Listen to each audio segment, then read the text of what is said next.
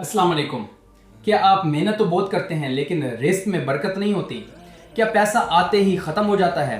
आज की वीडियो में मैं आपको अल्लाह के नबी सल्लल्लाहु अलैहि वसल्लम की बताई हुई वो दुआ और अमल बताऊंगा जिससे इंशाल्लाह आपके रिस्क में ऐसी बरकत होगी कि आप खुद हैरान रह जाएंगे।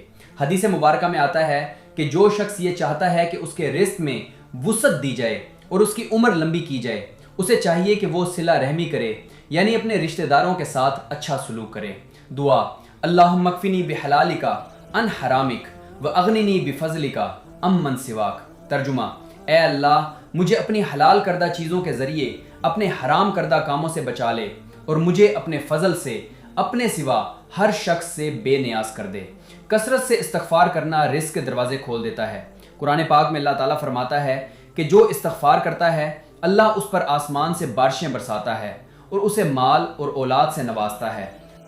वीडियो अच्छी लगी हो तो उसे शेयर करें और नेकी में हिस्सादार बनें। अल्लाह हाफिज।